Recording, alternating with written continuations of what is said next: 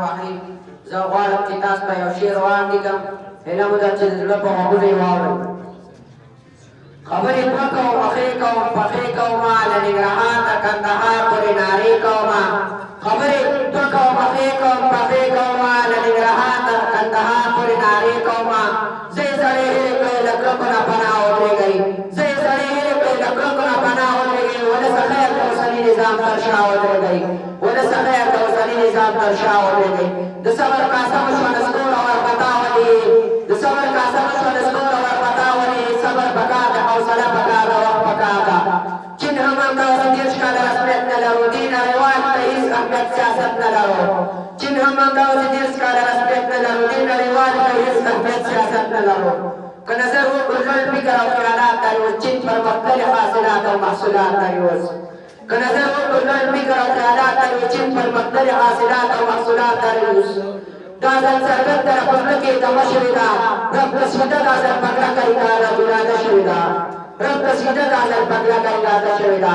ته به ډاکټره شي، روغتون به خلاص کړي، طرحه به جوړه شي، مکتب او پوهنتون به خلاص کړي، خان سړکونه به پاخه شي، دا وطن به جوړ شي، دا ډک وطن به جوړ شي. ته به ډاکټره شي، روغتون به خلاص شي، طرحه به جوړه شي، مکتب او پوهنتون به خلاص شي، خان سړکونه به پاخه شي، دا وطن به جوړ شي. دا نغمې دغې به اوبه شي، دا وطن به جوړ شي. د هر سړي به خپل مسلک او کاروبار معلوم وي. د هر سړي به خپل مسلک او کاروبار معلوم وي. دا ستا بیار ته د بیار زما بیار معلوم وي. د هر سړي به خپل مسلک او کاروبار معلوم وي. دا ستا بیار ته د بیار زما بیار معلوم وي. دا ستا بیار ته د بیار زما بیار معلوم وي. دغه خبره د دنیا ته هر وګړی رسي، د ریل پټلۍ به د هېواد تر هر یو کلي رسي. دا شوی دښتې به هر یو بېلابېل سیګار. افغانستان به د یو نوي منظرې بازار وي. افغانستان به د یو نوي منظرې بازار وي.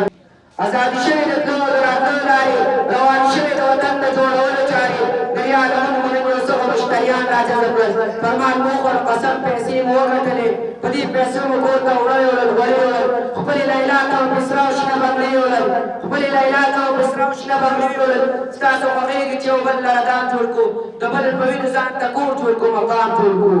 ای د سپېڅلي محمد رسول الله امته، ای د سپېڅلي محمد رسول الله امته، د بوچګن د ابراهیم خلیل الله ملته، ای په څلورو مذهبونو تابعدارو خلکو، په رالیږلو کتابونو ایمانداره خلکو، نن درنه ولې د قوم جوړ شوی نه یېرېږئ، د خپل راغلي پیغمبر په ژبه نه پوهېږئ. ګوره توپان به شي، باران به شي، عذاب به راشي، نه به لوی پرېږدي، نه به واړه داسې سیلاب به راشي، نه به لوی پرېږدي، نه به واړه داسې سیلاب به راشي.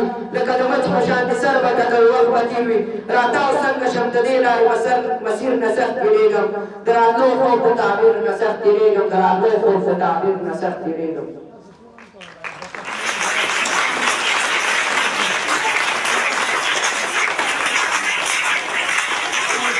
یو دوه کرښې شعر به درته وړاندې کړم. هر څه وینم اورم مړ نه یم ویده یم، هر څه وینم اورم مړ نه یم ویده یم، داغلی ځکه ناست یم چې ته ته یې او زه زه یم. زما د بربادۍ په تمه ناستو خلکو واورئ، که هر څومره برباد شمه خو ستاسو نه به ښه یم.